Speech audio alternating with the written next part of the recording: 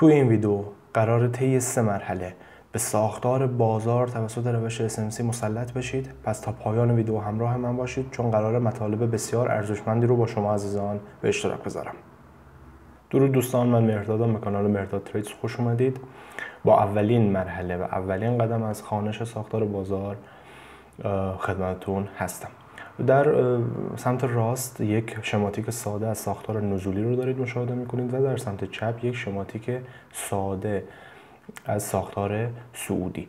ابتدا با ساختار صعودی شروع کنیم. قیمت یک کف یا لو رو تشکیل داده، سپس اومده یک سقف یا های رو تشکیل داده، بعد از اون اومده یک کف بالاتر تشکیل داده و یک سقف بالاتر. زمانی که قیمت دو کف و دو سقف بالاتر یا در روند نزولی دو سقف و دو کف پایینتر ایجاد میکنه، در واقع اونجاست که برای ما مسجل میشه که روند صعودی است یا روند نزولی. پس ما توی این سقف دوم که بالاتره متوجه شدیم که روند صعودیه. پس بنا به انتظار ما قیمت اومده یک پول بک رو انجام داده و بعد رفته برای ایجاد سقف بالاتر. همچنین در روند نزولی قیمت سقف بالاتر، کف پایینتر، سقف پایینتر، کف پایینتر و بعد طبق انتظار ما که انتظار داریم این کف شکسته بشه و کف پایینتر ایجاد بشه، اومده یک سقف پایینتر ایجاد کرده، لور های، و یک کف پایینتر یا لور لو. این شماتیک ساده روند نزولی، ساختار نزولی و ساختار صعودی یا روند صعودی هستش. بازار در واقعیت چیزی که به شما تحویل میده چیزی شبیه به شماتیک روبرو هست، نه شماتیکی که در قسمت قبل و در مرحله قبل به شما نمایش دادیم. یعنی میاد یک کف، یک سقف، کف بالاتر، سقف بالاتر ایجاد میکنه. ما اینجا متوجه میشیم که روند صعودیه. بس از اون اومده یک پول بک یا ریتریس عمیق، دیپ پول بک رو ایجاد کرده. بعد از اون اومده سقف قبلی رو شکسته. اینجا لازم میدونم که مفهوم مهم بریک آف استراکچر رو در SMC به شما توضیح بدم. بریک آف استراکچر اگر بخوایم ساده توضیحش بدیم یعنی شکست ساختار موافق انتظار ما. یعنی چی؟ یعنی که وقتی اینجا بعد از تشکیل سقف دوم متوجه شدیم که روند صعودی است، انتظار داریم که سقف ها پیوسته شکسته بشن. زمانی که سقف شکسته میشه، بریک آف استراکچر یا شکست ساختار رو خواهیم داشت. پس بریک آف استراکچر شکست موافق انتظار ما هست. همچنین یک مفهوم دیگه ای داریم در ساختارشناسی SMC به عنوان internal structure، یعنی ساختار داخلی. به این صورته که زمانی که قیمت یک کف و یک سقف، یعنی آخرین کف و سقف رو در روند صعودی یا آخرین سقف به کف رو در روند نزولی ایجاد میکنه، هر آن اتفاقی که قیمت بیاد بین این محدوده از خودش نشون بده ساختار داخلی ما هست و تغییری در صعودی یا نزولی شدن ساختار برای ما نداره. یعنی محدوده ما ثابت خواهد بود تا زمانی که پا رو از یکی از این دو نقطه، یعنی یا کف یا سقف، فراتر بذاره که در روند صعودی انتظار ما شکست از سقف است، در روند نزولی انتظار ما شکست از کف هست. پس اینم مفهوم internal structure. الان قیمت اومده پایین ترین نقطه ای رو لمس کرده که بعد این نقطه منجر به شکست از سقف شده. پس محدوده ما از این کف تا اون سقف خواهد شد. هر اتفاقی که این بین بیفته، مثل این موجهایی که قیمت تشکیل داده، اینها internal structure هست و تغییری در این محدوده از کف تا سقف ما ایجاد نکرده. منتها اومده یک پایین ترین نقطه رو پیدا کرده و از اون نقطه عزم کرده برای شکست سقف قبلی. حالا محدوده رنج ما تغییر پیدا میکنه از این کف به اون سقف. مجددا اومده یک نقطه رو که پایین ترین نقطه بوده رو پیدا کرده و بعد از اون مجددا سقف قبلی رو شکسته و یک هایر های ایجاد کرده. اینها تمام این مراحل ما بریک آف استراکچر داشتیم که البته این بریک آف استراکچر اول هم باید اضافه کنیم به نمودار به این شکل. پس دو مفهوم مهم بریک آف استراکچر و اینترنال استراکچر رو یاد گرفتید. در روند نزولی هم به همین شکل سقف، کف، سقف پایینتر، کف پایینتر، سقف پایینتر، کف پایینتر، در تمام اینها چون موافق انتظار ما قیمت عمل کرده و اومده کف ها رو پیوسته شکسته، بریک آف استراکچر داریم. میبینید که اینجا در این یه تیکه اگر بخوایم در روند نزولی هم مثالی داشته باشیم، میبینید اومده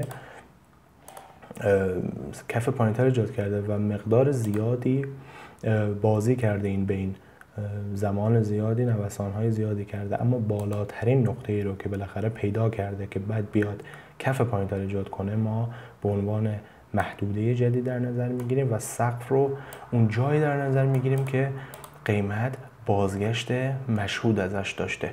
در واقع اینها سوینگ پوینت های ما هستن، یعنی نقاطی که قیمت بازگشت مشهود ازش داره و ما نباید درگیر این نقاط و گره های مینور، گره های کوچیک در بازار بشیم.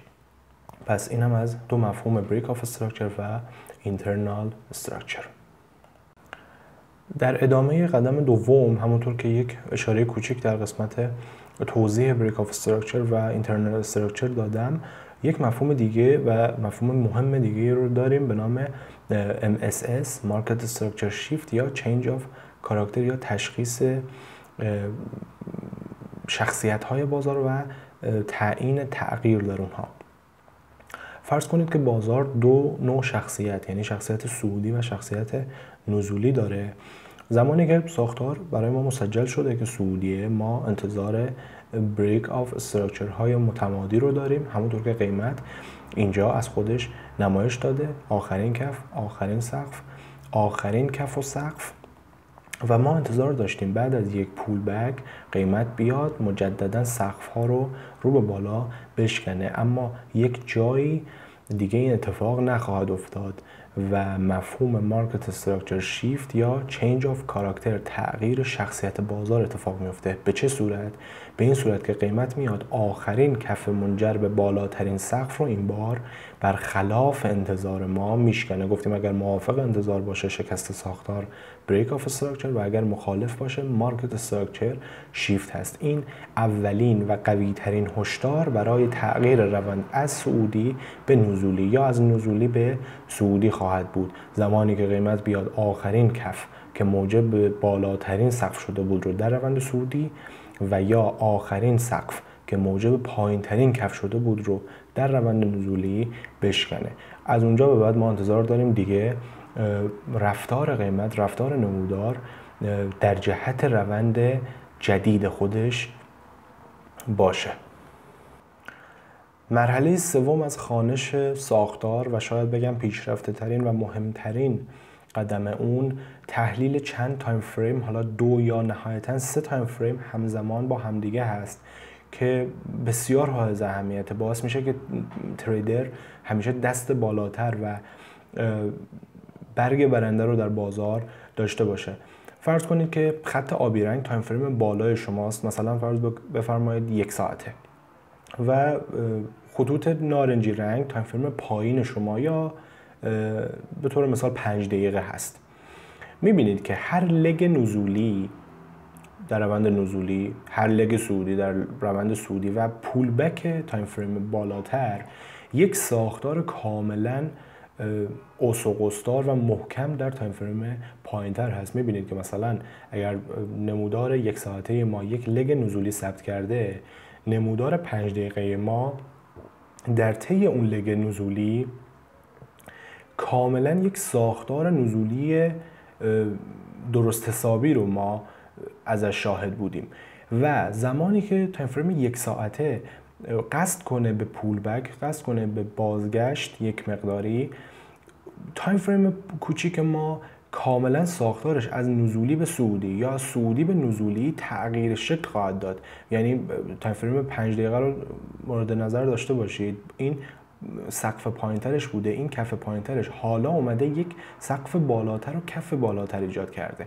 زمانی که 5 دقیقه ساختارش برای ما صعودی شده، این به این معنیه که تایم فریم 1 ساعته قصد به پول بک کرده، قصد به اصلاح کرده و زمانی که حالا میاد پول بکش به پایان میرسه و از یک نقطه‌ای شروع میکنه به لگ نزولی بعدیش رو ایجاد کنه، میبینید که تایم فریم کوچیک‌تر حالا ساختارش از صعودی به نزولی تغییر شکل پیدا کرده. این تحلیل چند تایم فریمه تحلیل چند ساختار زمانی به شما کمک میکنه زودتر متوجه اتفاقات بشید. یعنی قبل از اینکه پول بکش رو تایم فریم بالاتر کامل کنه، شما در این نقطه که تایم فریم کوچکتر سقف قبلی خودش رو این بار رو به بالا شکسته، این نقطه در واقع متوجه میشدید که دیگه یک ساعته شروع به پول بک کرده. اما نقطه دقیق پایان پول بک رو متوجه نخواهید شد مگر اینکه ساختار تایم فریم پایین‌تر شما مجددا رو به نزول بیاد.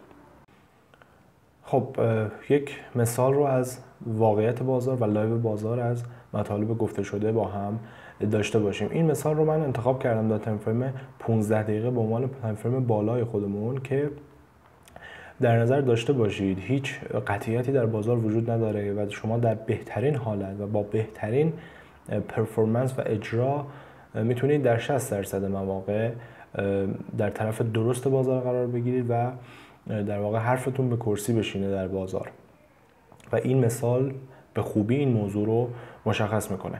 توی 15 دقیقه و تایم فریم بالای ما میبینید نقاط سوینگ پوینت ها، گره‌های اصلی که ساختار ما رو شکل میدن با رنگ نارنجی مشخص شدن. قیمت در ادامه روند صعودی خودش اومده کف بالاتر و سقف بالاتر رو ایجاد کرده، مجددا اومده یک کف بالاتر و سقف بالاتر رو ایجاد کرده. توی تمام این مدت ساختارش صعودی بوده، اما اینجا برای اولین بار میاد این کف رو حالا رو به پایین میشکنه، در حالی که ما انتظار داشتیم بعد از یک پول بک مجددا بره سقف ها رو بشکنه یکی پس از دیگری، اما اینجا اومده کف رو شکسته. اینجا مارکت استراکچر شیفت رو ما در بازار داشتیم و حالا انتظار داریم روند مارکت نزولی بشه که همینطور هم بوده، اما در ادامه میبینید که چه اتفاق جالبی افتاده. اومده یک کمی بالا، اینجا یک نقطه سوینگ هست برای ما چون بازگشت مشهود قیمت رو داشتیم، یک پول بک رو ایجاد کرده و بعد از اون اومده کف پایینتر رو ایجاد کرده. پس اینجا ما متوجه میشیم که دیگه 15 دقیقه به طور قطعی ساختارش روندش نزولی شده. انتظار داشتیم بعد از یک پول بک مجددا بیاد کف پایینتر رو شکار کنه، ولی این اتفاق نیفتاده. مجددا اینجا اومده یک مارکت استراکچر شیفت رو از خودش نشون داده. یعنی ما تازه روند 15 دقیقه‌مون نزولی شده بود، اما مجددا میاد روند خودش رو به صعودی تغییر میده که البته یک نشانه‌های کوچکی هم اینجا از خودش نشون داده که با این سه کندل بزرگ، خصوصا این کندل صعودی بزرگ، یک جورایی این هشدار رو داده که قرار نیست پول بکش در این نقطه تموم بشه و ما باید یک احتمال کوچکی هم میدادیم که ممکنه دوباره ساختار خودش رو صعودی کنه. خب معامله‌گر اینجا میاد منتظر میشینه که بعد از یک بازگشت قیمت مجددا قیمت رو به صعود باشه و معاملات بای و لانگ خودش رو ست کنه، تنظیم کنه. اما مجددا قیمت میاد مارکت استراکچر شیفت به ما میده، یعنی مجددا ساختارش از صعودی که تازه قصد کرده بود برای ایجادش مجددا به نزولی تغییر حالت میده. خب اینجا هیچ ایرادی به معامله‌گر وارد نیست، تمام مفاهیمی که از ساختار بازار یاد گرفته بود رو به درستی داره انجام میده، اما این بازاره که قرار نیست همیشه به میل شما باشه و اگر به این صورت بود که شما هر چیزی رو پیش بینی میکنید دقیقاً به همون شکل رفتار میکرد، خب همه قاعدتاً سود میکردن و هیچ ضرر و هیچ مشکلی در بازار نبود دیگه. پس میخوام این رو بگم در این مثال که شما در بهترین حالت 60% مواقع، یعنی از هر 10 معامله 6 مورد رو میتونید برنده بیرون میایید و میتونید نظرتون رو بر اساسش معاملات سودده داشته باشید. پس این بازی ها جزئی از بازار، ماهیت بازار و اگر نبود باید شک میکردید. اینجا مجددا اومده روند خودش رو به نزولی تغییر داده، اما این بار دیگه اون بازی ها رو در نیاورده و به روند نزولی خودش ادامه داده.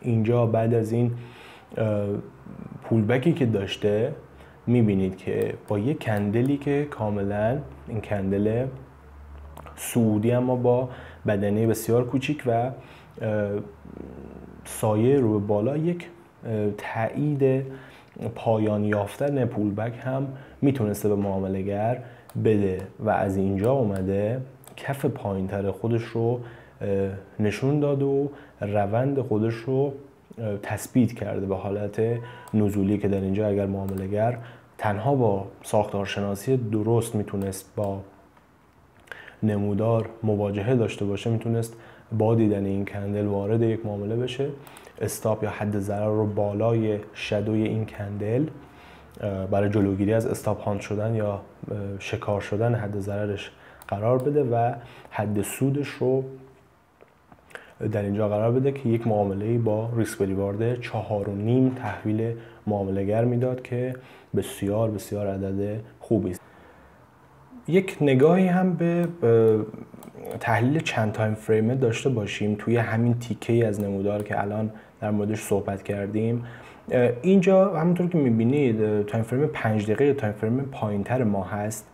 بسیار جالبه که اون تیکه‌ای از نمودار که برای ما منطقی نبود، نمودار تازه در 15 دقیقه نزولی شده بود، مجددا اومد صعودی شد و حد ضرر یک معامله‌گر رو میزد. حالا میبینیم به لطف تحلیل چند تایم فریمه اینجا با عقل جور در میاد، اینجا معنی میده. به چه صورت؟ این نقاط آبی رنگ که میبینید سوینگ پوینت های تایم فریم 5 دقیقه هستن، یعنی ساختارشناسی در تایم فریم 5 دقیقه رو بنده از قبل برای شما مشخص کردم که ببینیم چه اتفاقی افتاد و نقاط نارنجی هم همونطور که میبینید همون سوینگ پوینت های ما هستند. میبینید که قیمت، اجازه بدید این سوینگ پوینت های 15 دقیقه هم مجددا اضافه کنم به نمودار. میبینید که قیمت از این نقطه آبی رنگ سقف، کف، سقف پایینتر، کف پایینتر، سقف پایینتر، کف پایینتر، سقف پایینتر، کف پایینتر، سقف پایینتر و کف پایینتر. 5 دقیقه در تمام این مدت نزولی بود. 15 دقیقه که همون نارنجی رنگ هم هست میبینید که نزولیه. تا اینجا هیچ مناقشه و مشکلی وجود نداره. ببینید خیلی جالبه اینجا که 15 دقیقه برگشته برای پول بک، همونطور که در قسمت قبلی دیدیم، میبینید که 5 دقیقه سقف پایینتر قبلی خودش رو به بالا با یک حرکت سریع و قوی میشکنه. زمانی که ساختار 5 دقیقه ما حالا صعودی شده، ما میدونیم که 15 دقیقه برای پول بک برگشته.